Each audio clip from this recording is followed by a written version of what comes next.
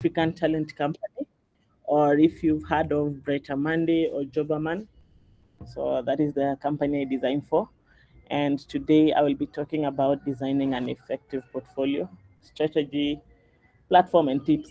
So I have a presentation that I have made, but I am more of a storytelling person. So that is just for formalities. I have a few topics that I'd like to talk about. And then once I'm done, if you have any questions, we can have a short Q&A before we continue. So I guess I'll get right to it. So let me just share my screen.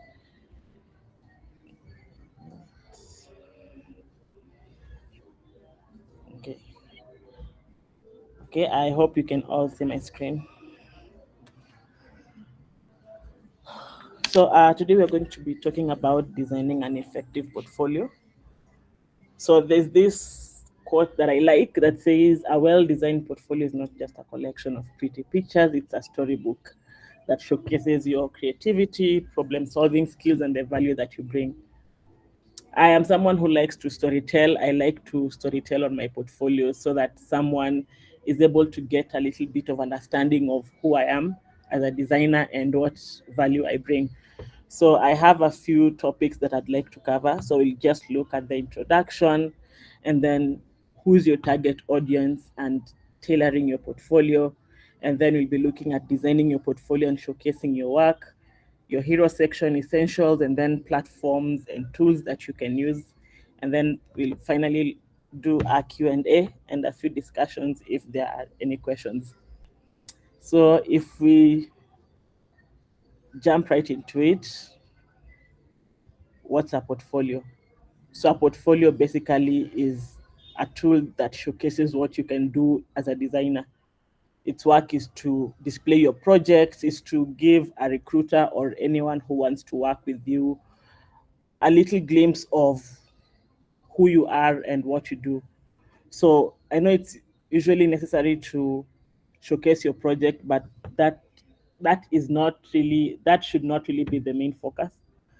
I think the main goal of your portfolio, it should demonstrate how you can be of value to your client. There's this designer in free code camp who likes to say your portfolio is like your business card. So this is where you try to highlight why you stand out from different designers. Why should I work with you?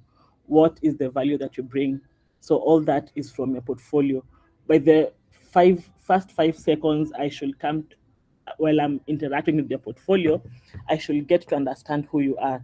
So here we where this is where you effectively communicate how you problem solve.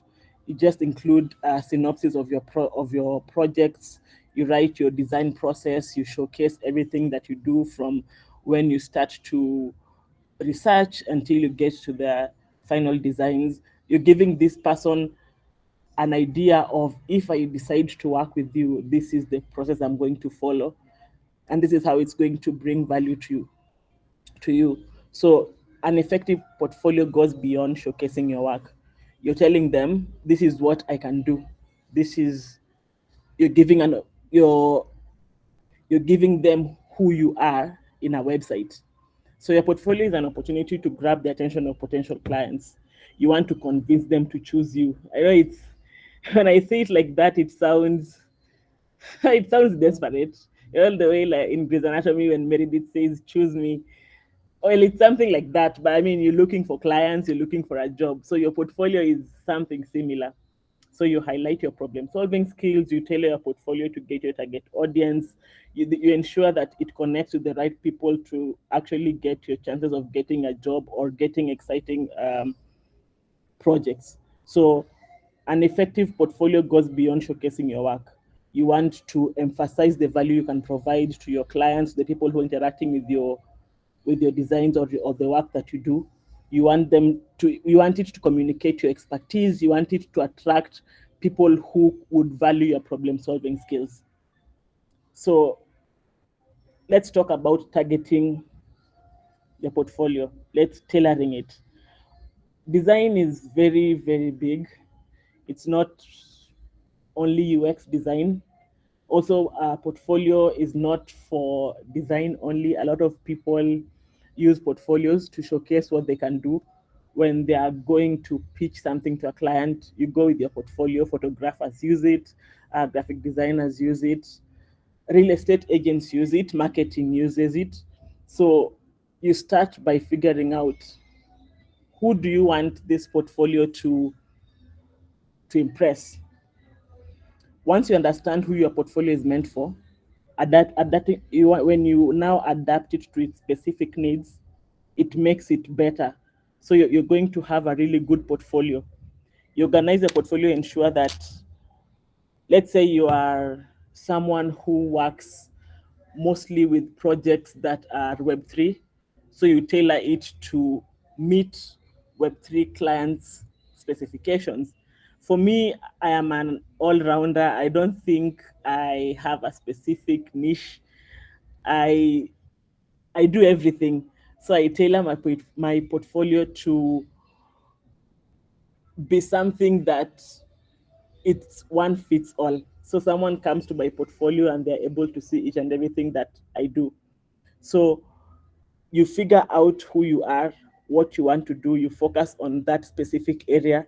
And then now, if this is something that aligns with your interest, now you tailor your portfolio to be the way you want it. So if I have a friend who likes to design mostly for telemedicine, so every project that she has done, it's telemedicine related. So when you look at her portfolio, she is not a doctor, but you'll be able to see if I am a recruiter in that field, in the medicine field, I'll be able to see like this is someone I would like to work with. So I'll be sharing some of my favorite portfolios at the end of this session, so you are able to see some of the stuff that we are discussing here. So you carve out a niche for yourself as a designer. You focus on a specific area and then you align your portfolio to fit now what you want. So when you organize it, you make sure that it's easy to navigate. You arrange your portfolio, your projects logically. So when someone is coming to your portfolio, they're not confused. It's very easy to understand. You categorize your, you can now, if I am someone who does one fits all, I would categorize my work by industries, design types, or project types.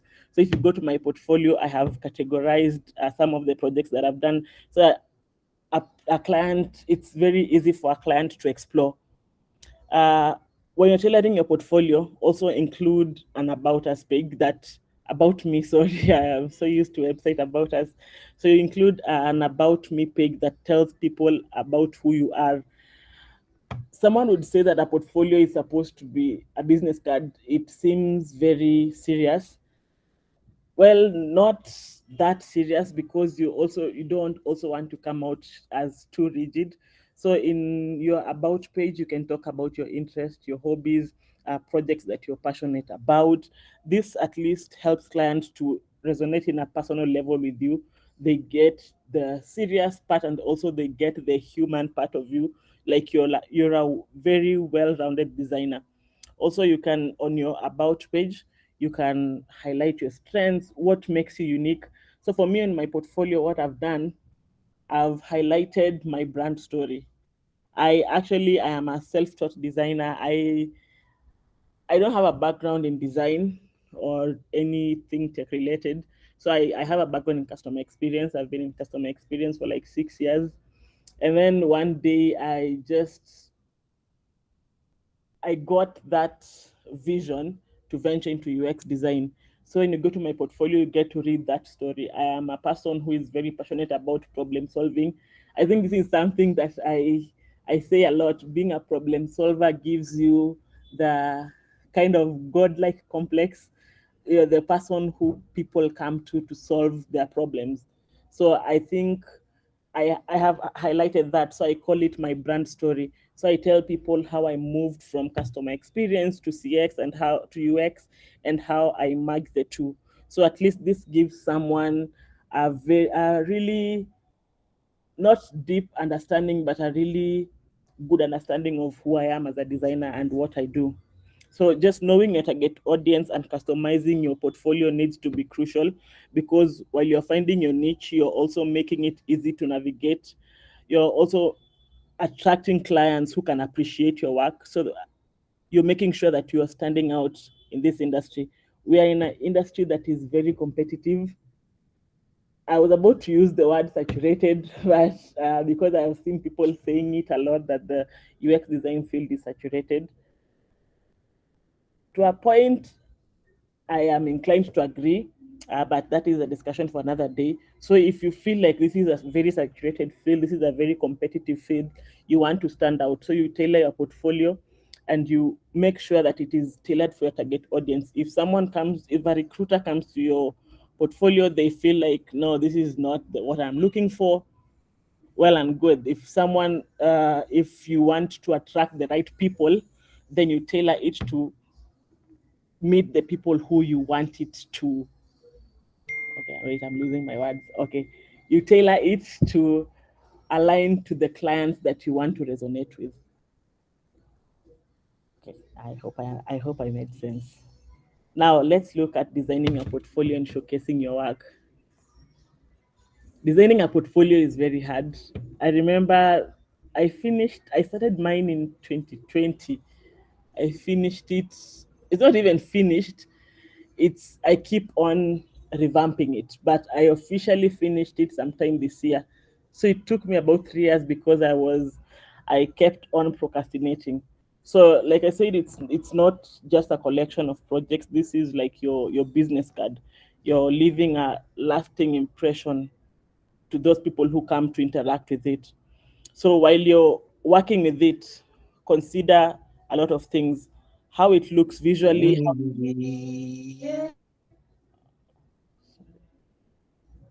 Okay, okay. We can continue. So you consider how it looks visually and how people are interacting with it. So when you're presenting your work, one thing I think I would advise is you avoid the common mistakes of relying on screenshots. So you see the way you want to show you want to show someone this is maybe your project you worked on, and then you use a screenshot maybe of the hero section of the website you designed, or maybe the homepage of that app.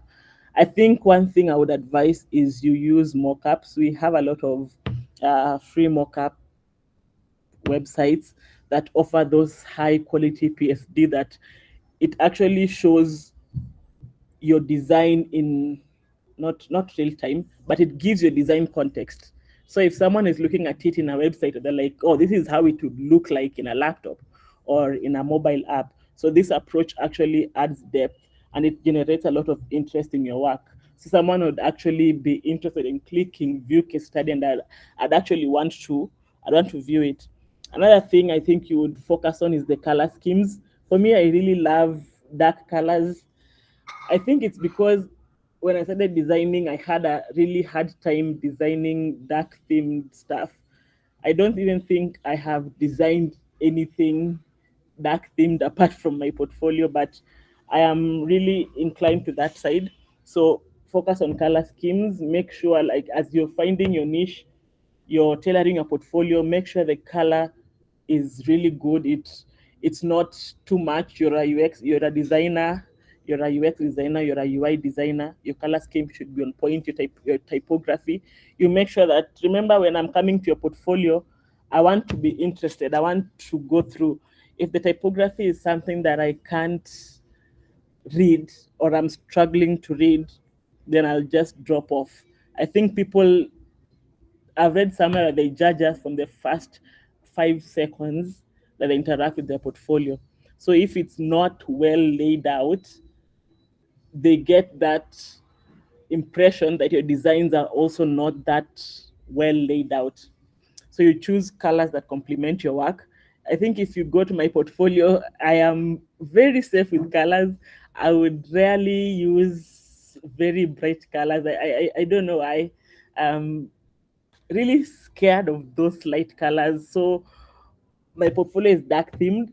And then now when you look at my designs, I am using very dark, dull colors. But the designs are good. But now you see the my personal style and my brand, they show themselves in the design. Also the typography that I use. I like to use very visually appealing, like this font that I use to design. This is called Sen. I like to use Sen a lot. It's also the one that's on my profile. I like to use Plus Jakarta a lot.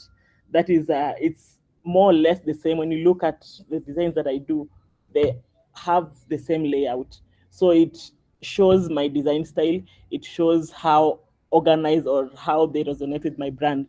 So you make sure that it's visually appealing, it's organized, because someone is going to judge you, remember, from the first 5 seconds. Also, the structure of your case studies. My case studies are usually really long. Okay, not just mine. A lot of people, because you want to show someone or someone who you want to work with that you really went deep.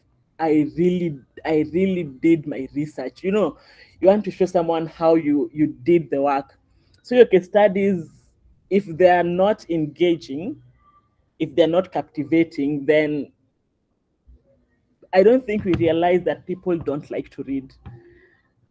If I see a lot of things and there's nothing engaging, like a picture or a snippet of the final design, maybe I'll get bored and then I'll drop off. I won't continue reading it.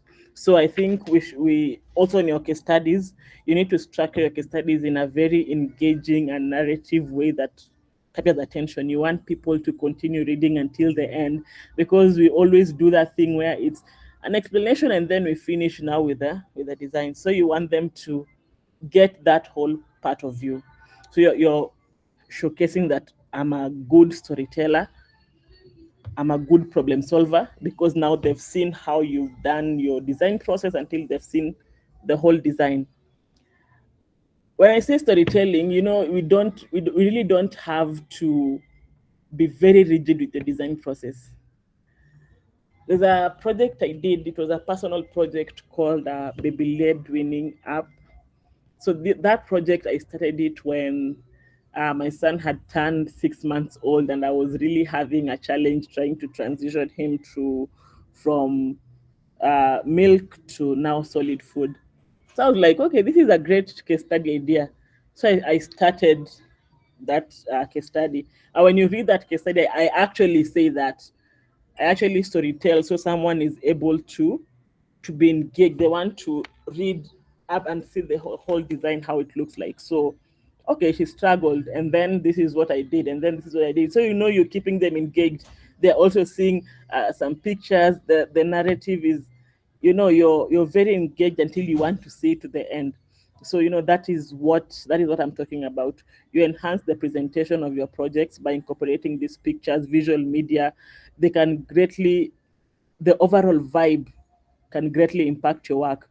So you're helping to create a very immersive experience to the viewer. You're allowing them to appreciate the details and interact with your designs. So also, right here, when you're presenting your work, so let's say this is a collaborative project, I would actually advise you clearly state your role, also give credit. I haven't done a lot of collaborative work, I think maybe one. So I usually just state that I was the only designer, or this was a collaborative project, and I give credit to the people that I work with. So at least this shows that you're professional.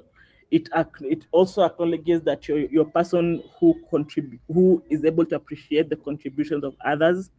Also, when someone sees that you're a person who can collaborate, this is a very valuable skill, because in our field it's a lot of collaboration. So if you're collaborating with this, for me, like, I collaborate with a lot of people, collaborate with marketing, with CX, and then with the developers.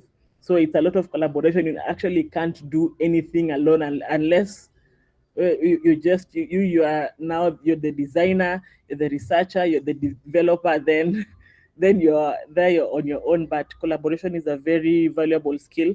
So make sure that you give credit when it's due. Also, by paying attention to your design of your portfolio and adapting to these presentation strategies, you're creating a very engaging experience to someone, a potential client. It serves as a very, very powerful tool. One thing I would advise, once you're done, you've designed your portfolio, you've showcased your work. Get someone who is not a designer to go through your work. Let them give the brutal, honest opinion. For us designers, maybe we caution each other. You feel like you're going to hurt someone's feelings. So I remember when I finished mine, I had not looked at the responsiveness. So for responsiveness, I think I only looked at one device, one mobile device. So for other devices, it was a little wonky, and I didn't know that you're supposed when that you can actually inspect, and then you see on the website when you inspect, and then it shows you the responsiveness on different devices. Uh, Actually, Michael Kitikai, one of my very good designer friends, told me to do that. So I inspected, and then I was able to see how it showcases on different devices, and then I made it now totally responsive. Also, while you're showcasing your work, less is more. Don't overwhelm with I have done 6 case studies. Okay, right now I feel like I am contradicting myself. I have done 6 case studies and about 5 live projects, and they are all on my portfolio. But on my hero section, I've listed only a few. So because I don't want to overwhelm the person who is looking at it, I don't want them to start with this, go to this. I want them to look at the most important ones. So I put out the my best work and my most recent work. Also, one thing I have recently learned is do not password protect. I actually do not know why I have. There's one project I had. Well, I had not really finished. It was really good, and I really wanted to show it out. So I've actually password protected it that I'm supposed to remove. I learned that you're not supposed to password protect. So if someone is looking at your designs, they're good, and maybe they decide to contact you, maybe then you can show them those designs, but don't password protect. Uh, sure. So we've talked about get someone to go through your portfolio to give you blunt, honest feedback. Showcase a small amount of work so it doesn't overwhelm someone who is looking at your work. Also, less is more. Don't include old stuff. Showcase the new stuff, the good stuff, and don't password protect. Don't make it too overly complicated, and also make the contact page very obvious. So for me, it is very obvious. The contact, I think it's everywhere. There's the contact page, and then there's the resume which has my contact, and then there's the somewhere before the footer there's the contact me page, and then on the footer, so you're telling someone you can contact me. This is how you're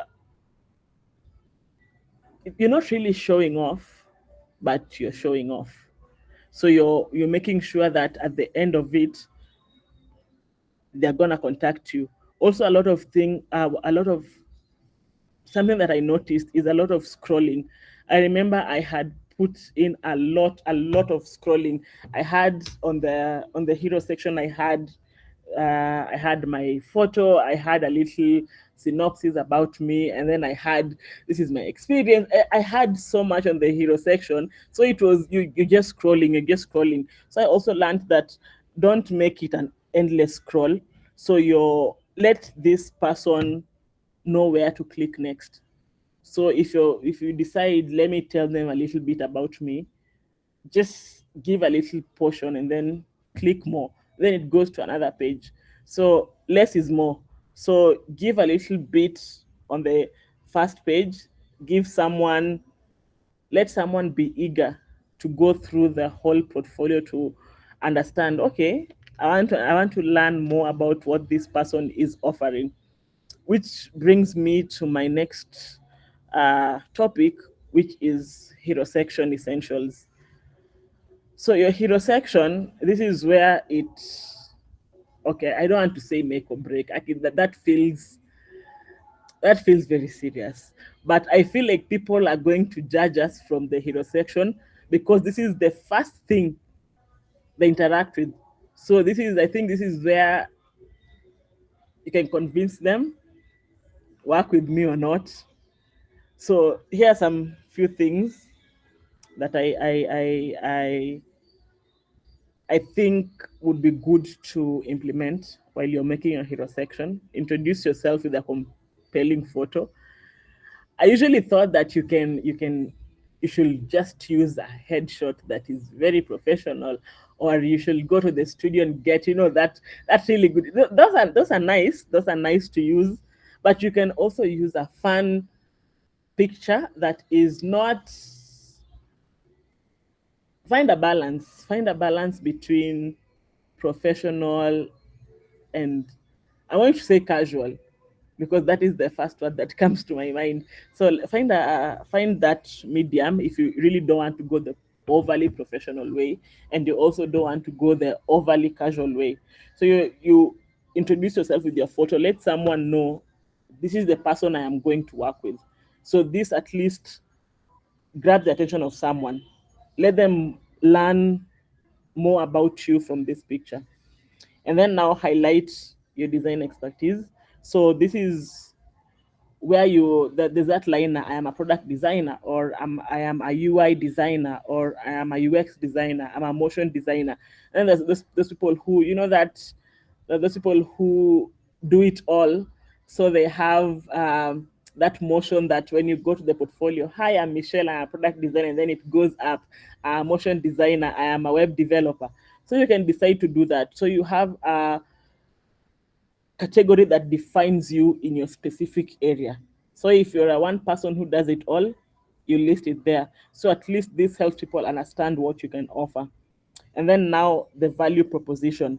The value prop shouldn't be maybe not too long. So it's, that a small a small thing, that a small text that you're putting there to tell this, you're telling them this is why you should work with me. So this tells people, who are you, what makes you unique from other designers, what is so unique about you as a designer that I should work with you. And then the most important one is the call to action. So when you're incorporating the call to action, you're giving them a chance to, you're encouraging them to explore your portfolio further. So I think the call to action is my favorite part, because people have different ones. Mine is on the portfolio. Mine is view my resume. But let's look at why it's very important to include one, and which one you can include. First of all, you have to decide what specific CTA are you adding. What action do you want them to take when they land on your portfolio? Should it be contacting you? Should it be viewing your projects? Should it be scheduling a consultation? Which one is it? You want to make sure that you're using a very clear and concise one. So if you want them to view your projects, you can write view my work. You want them to contact you, contact me, or get in touch. You make it clear what you want them to do next. Just from that 5 minutes, did that value prop get to them? If it did, what do you want them to do next? And then you make sure you place that call to action prominently. You make sure that it is something that someone would not miss. So you make sure that you consider using a color that is contrasting, or just make it stand out. And then let it connect to your value proposition. So let it make a connection between the two of you. So let's say you're a really good problem solver, and that's something that you have mentioned in your that small text after, hi, I'm Michelle, I'm a product designer. Let's say I'm a good problem solver. I solve, that we are sometimes very cliche. We say, I solve problems using design, and I actually say that a lot. But yes, so you can say something in your call to action that says, let me solve your design challenges. If they click, they contact you or something. So you decide where you want this call to action to take them. So when you're including a very well crafted call to action, it can guide visitors towards taking an action that is going to benefit you, and it's going to increase engagement with your portfolio. So you make sure that this is something that is going to benefit you. Now let's look at some platforms and tools that you can use to make portfolios. This is my favorite part. Now, if you're a designer, you're no, you're new, you feel you don't have the time. Okay, okay, not just new, you really don't have the time. You can use Behance. So Behance allows you to post your work. You can actually post your whole case study there. So you just post it. Someone is going to be able to click and read through all of it. You can include videos. You can add your prototypes. That's what I love about Behance. We have Dribble. I think Dribble focuses more on UI. So if you want to wait, first I should say, you can have these two, Behance and Dribble. So Dribble focuses more on UI. If you're someone who is a UI designer and you want to showcase how good your designs are, Dribble is really good. They have a community as well, so you can showcase your designs in the community. There's Google Sites. Google Sites, I think it's pretty easy to use. I need to find a portfolio. There's a portfolio I saw, the first Google Sites portfolio I saw. It was so good. This is a website builder offered by Google. Very user friendly. I think that is very. It's. I don't think they give you your own domain, because I saw it was sites.google, but it's a very good portfolio builder. So you're able to make the way we do the about us page, the projects page, the contact us page, everything. Then we have Framer. This is my favorite. So Framer is like Figma. So you can actually design inside Framer. So it's more of a collaboration of code and design. So you can build and design at the same time on Framer. So this is where I have my portfolio. Also, another thing about Framer, when I was designing my portfolio, I had a specific design that I wanted. So I designed it on Figma. But then I'm not a developer, so I don't know how to I don't know how to code. But I really wanted to bring this thing to life. So, do you know Figma has a plugin where you can turn your designs into HTML and you paste them on Framer. So it comes exactly how it is. You see, so you're able to actually bring your design to life, which is so cool. I think that's why I decided to go with Framer. So also on Framer, they give you it's paid, but there are also a lot of templates. One thing I also like to tell people, it's really not a must to do everything custom. I mean, if there's someone who can do it for you, you can just take this template that someone has. Let's say you're not really good with design rules, and someone has designed a really great portfolio. You can customize it, and they have a lot of free portfolios and a lot of paid ones, which are awesome. And the interaction on the portfolios are okay. Maybe I'm overselling Framer, but Framer is a really good platform. There's the Figma prototype. So if you are, I was about to say lazy, but no. Figma prototype. You see the way we prototype websites. You can do the same thing to your portfolio. So you do, let's say you have a Figma file, and then you have page one that tells about you, and then page two that shows your projects. So you can literally prototype your portfolio. So someone clicks to view your whole case study. Click next, view next project, go back. Like, you can literally have your portfolio on as a Figma prototype. So there's one. I don't know if I forgot to ask if I can share, but I will ask that person if I can share that. His portfolio is really amazing, and it's a Figma prototype. So you're able to click next, click next. You're able to go back just the way we do the prototypes on Figma. That is how the prototype is done. And then there is Wix. So Wix, I think we all know Wix. So this is a website builder, and then the good thing about Wix, it's drag and drop. So it makes it really easy for you. You just input that, customize it, and it also has templates. And then there's Adobe Portfolio. So I think this is what's the word? This is It favors those people who already have the Adobe subscription. I think so. You're able to use you're able to use it. Also, I think when I started trying to design a portfolio, I interacted with it for a while. They also have a lot of good templates. Then there is Webflow. Love Webflow, but the Webflow is also like Framer, but you need to know a bit of coding. The good thing about Webflow too is they have templates. So once you learn, if you're not a person who wants to learn that how to use it, then this is not for you. But Webflow, they actually build websites on Webflow, so you can find some templates, customize it. They give you a domain, a custom domain .webflow.io. Really amazing. And then there's Carbon Made. Carbon Made, I think it's more or less like Wix. It's also drag and drop. So they have templates. You don't have to start from scratch. Also drag and drop. So you just put in what you want, edit. There's Simplis. So this is a plugin for WordPress. I forgot to add WordPress. Now if you can use WordPress and okay, there's that Elementor. So you also have you need to know how to use the two, and you can have your portfolio on WordPress. But now Simplis, it's a plugin for WordPress.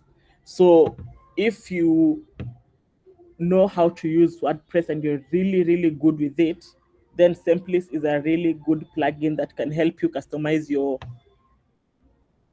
portfolio to make it into how you want it to look. So these are just some of my favorites. There are some free, there are some paid.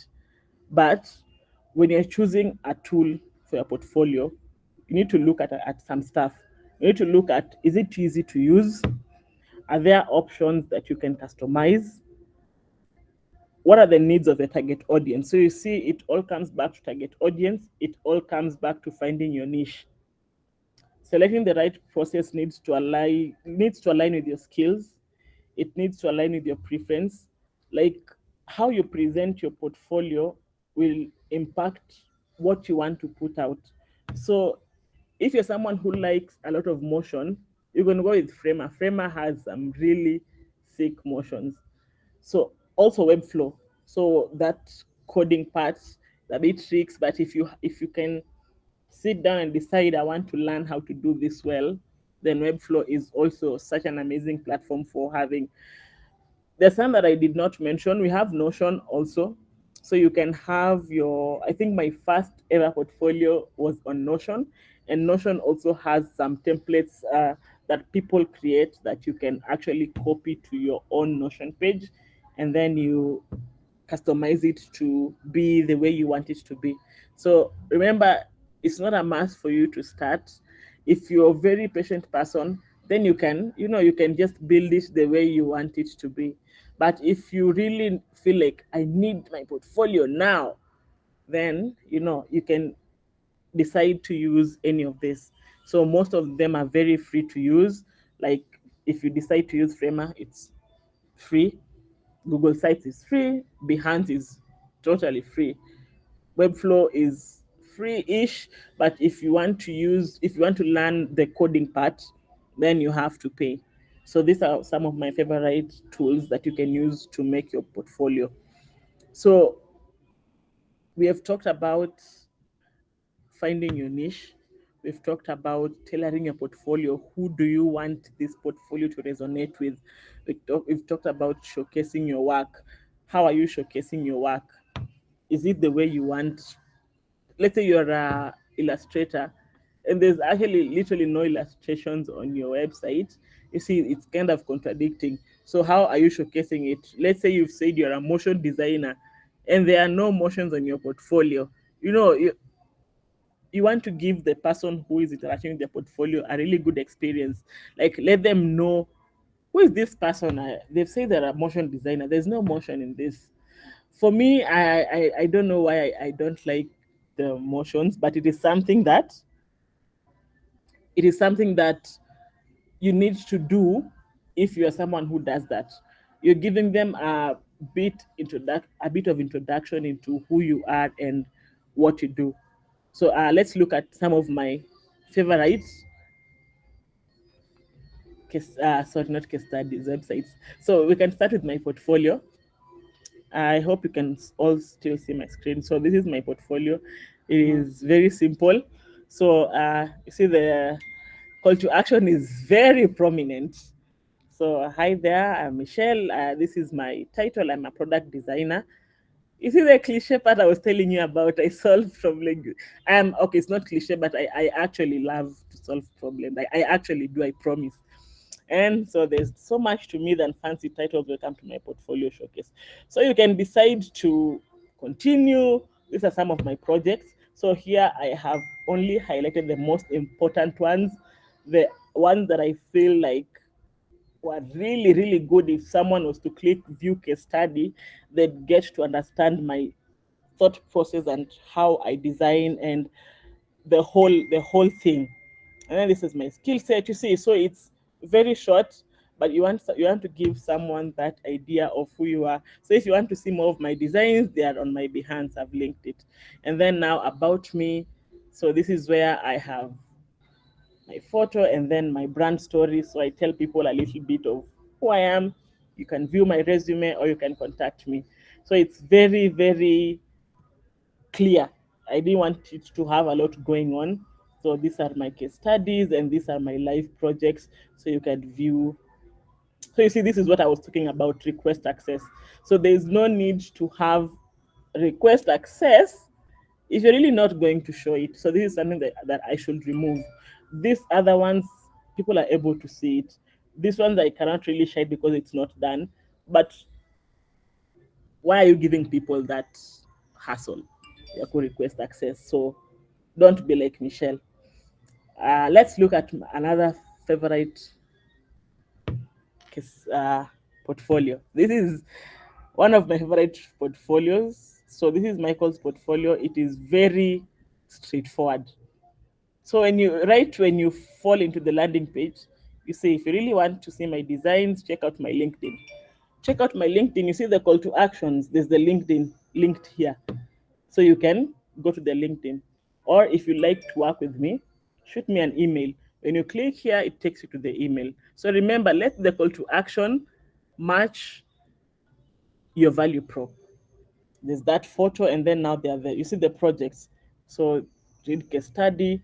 When you look at the way he has put his case studies, it's more of a storytelling type. So for example, let's start with this one. If let's click okay. So you see it's a little bit of visual. You see that visual stuff makes someone want to continue reading it. I want to see, okay, he's got my attention. Let me continue reading it. So you see this whole visual hierarchy. You see the way he's doing it. He's doing a lot of text and visual, text and visual. You're making someone want to continue to read, because if you just do text, I am going to get bored and I am not going to continue. So I have also done something similar with my approach while I'm doing my case studies. So you see, this is something very interactive. Someone will want. It's very interesting. You actually get to read what he has done. So you see, the portfolio is very. When you go to the portfolio, you know who is targeting. It is very straightforward. It is responsive. The call to actions are very clear. It does not have an endless scroll. So when someone goes to the homepage, they already get what they came here to do. So if I'm someone, you see, you come to the homepage, you look at the case studies, you want someone to contact you. This is very straightforward. Now, another portfolio that I like is Elsa's. So Elsa she's a Webflow developer, and she's also a designer. So more UI, but more UI and website ish. So that's her niche. So when you see her portfolio, she's a Webflow developer. You see how it's very clean, and then you see she's using mockups to show her designs, not just screenshots. You just don't put a screenshot. You put it in a way that it's very interesting. Someone wants to actually click and view how you are presenting your work. So you see there's that value prop. You see, book a free consultation. You see how she's made the call to action stand out. So you're making it stand out. This is someone who has gone through the website. Okay, what do you want them to do next? Book a consultation. You're able to, it's very interactive. You're able to see that the work that she has done. You see, it's a very clean. The colors are not too harsh on the eyes. The typography is very clean. It is very professional. So find your niche. This is a person who likes to work with, she's building websites, she designs websites, she's a graphic designer. So she has already found the her niche, and then she has tailored it. So if I am someone who wants graphic design done, I come here. First of all, the hierarchy is on point. You see the work, the now let's look at the visual hierarchy as well. It's on point. The colors are really good. So this is actually someone I would like to work with, and all these are very accessible. So you're able to contact them. If this isn't working, the rest are here. So you see you're able to find them easily. So these are two of my best portfolios. You can, if you find time, you can just go through them, look at how they've structured it, look at some of the work they do. So if let's look at one case study, let's look at this one. So you see how she has, it's not just text. She's given you a glimpse of what this looks like. And then she's doing text, and then she's doing mockups. Text and mockups. Text and mockups. You don't let someone get bored. We know your design process is idea, is research, idea, design. You want to show someone that you actually like, this is proof of I really did it, but make it interesting. You let someone actually feel good when they're reading your stuff. So you see, this is good. Like I would, in my head, I'm like, I would totally work with her. So you see, those are two of my favorite websites. So in your free time, I'll just link them in the comment section. You can have a look, see what they're doing differently, and they're really great designers. So you can see what they're doing differently. You don't need to go overboard. If I wish I would have found one that has a lot of interactions. I will find one and I'll have Speciotech add it in a newsletter so that you can see. So that's mostly for motion designers. You can see how what they do with the motions, how everything goes. So you are able to tell someone motion design, and they're able to see it through the website or interacting with it at the first time. Yeah. So that is me. I will now take questions if anyone has a question.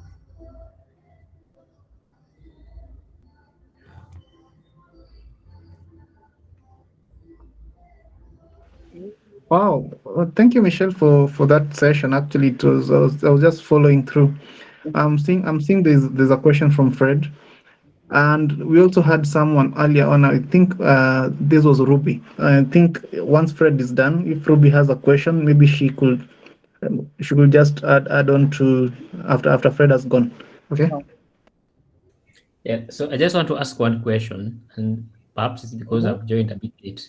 But I wanted to ask, like, at what point in your UX journey should you consider having a portfolio? Because I'm asking that because I consider myself a newbie at this moment, and there's some things that are still, I'm finding problems even understanding. So you've just been showcasing some portfolios, and it's mind blowing what these people can do, and I'm just thinking that hey, there's no way I can do those things right now. So, at what point should I consider having a portfolio? Is it after I've done like a complete project from case study to lo-fi, hi-fi, and all that, or even some of the little things that I'm designing right now can be accommodated in a portfolio? Okay. So first of all, don't feel, don't, okay, what's that word? There's a word I'm looking for. Don't feel like they're doing stuff that you cannot do. These are really seasoned designers with like more than 8 years of experience. Like even I haven't gotten there. So don't feel like you're not up to their level yet, because you're also learning. So you're starting from somewhere. So right now, if there's some little stuff you have done, you can use Behance. Behance really gives you a good platform to showcase your designs, or dribble. you can start with Behance. I wouldn't say actually where should you reach for you to have a portfolio. You can have it even now. Even with your one UI design, you can post it on Behance. There are other designers who post their work there. They'll be looking at your design, they'll give you feedback. So you know you grow with feedback. So post it on Behance, post it on Dribble. Now, when you want all these are portfolios, you'll find people who have been designers for 10 years and they use Behance as a portfolio. Like a portfolio takes a lot of time to, if you really want to build one, like you've really designed it and built it. That's why there are stuff like Behance that makes your work easier. Just post it on Behance. I don't think there's a time that you should say that hapa ndo nimefika, I should now start having a portfolio. With your one UI design, post it on Behance or Dribble. That's a portfolio. It's worth a shot there. So once you're really, you've started case studies, also post it on Behance, because you can post it on Behance. So if you have any challenge, you can just reach out to me. I'll show you how to do it. You can actually post a whole case study on Behance and someone can read it there. That is considered a portfolio because it's listed among tools and platforms that you can use to showcase your work. I hope I have answered you, Fred. Okay.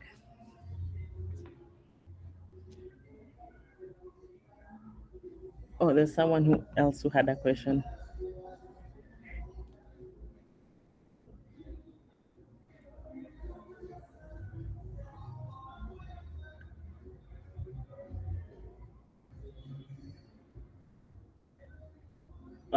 Uh, there was, who was the other person, Jimmy?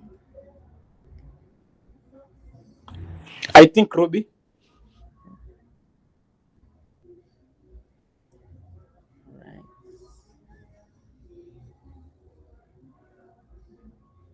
Right. They're still on the call.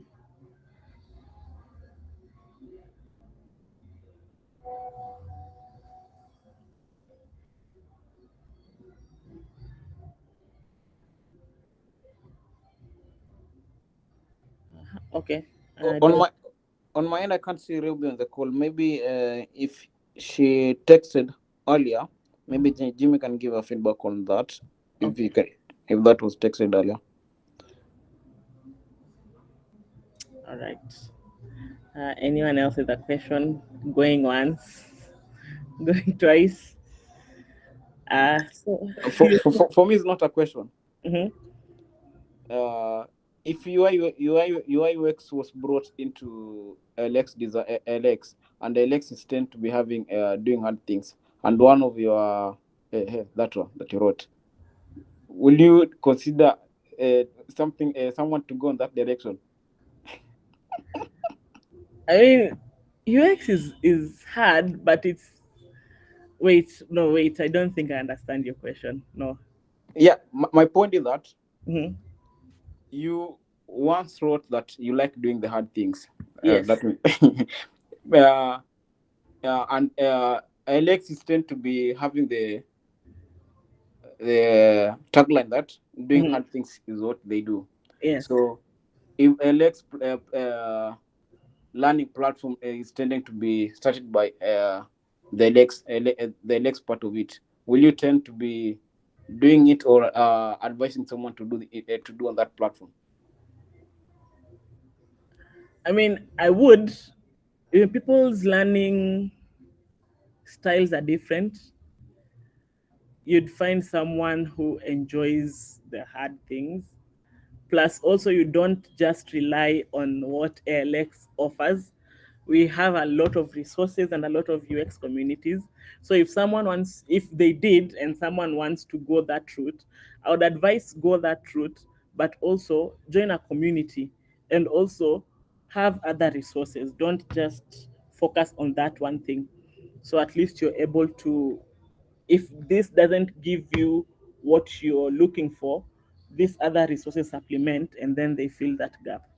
I mean, design is hard, yes, but we have a lot of resources that can help ease it for you. I hope that is the right word. Yeah, we have a lot of resources that can help ease it.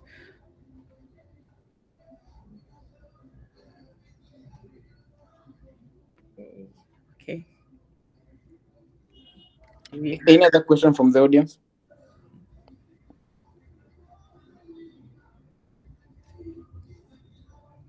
Okay. So if you guys do not have any questions, if you have a question and you remember you have a question, you can reach out to me on Twitter or on LinkedIn. Uh, my name is the same on all my socials. So, yes, I will respond. Thank you. Jimmy, back to you.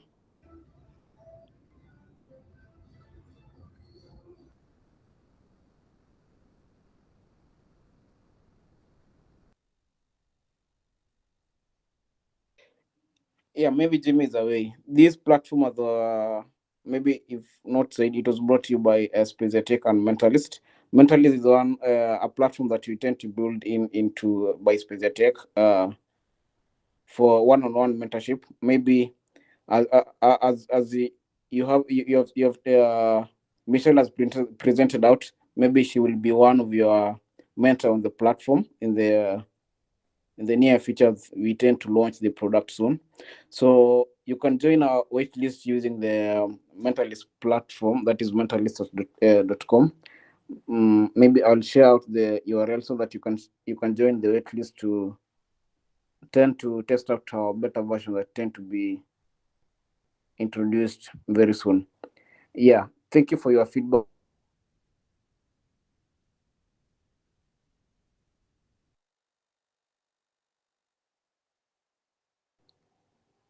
Divan, thank you for your feedback too, for enjoying the session.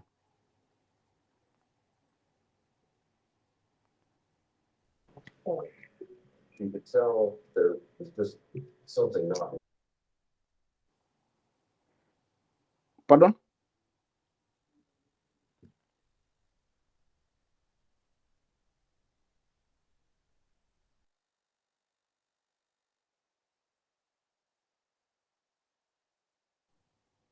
Yeah, if there is no question, you can leave the space at your own pleasure. And thank you, Michelle,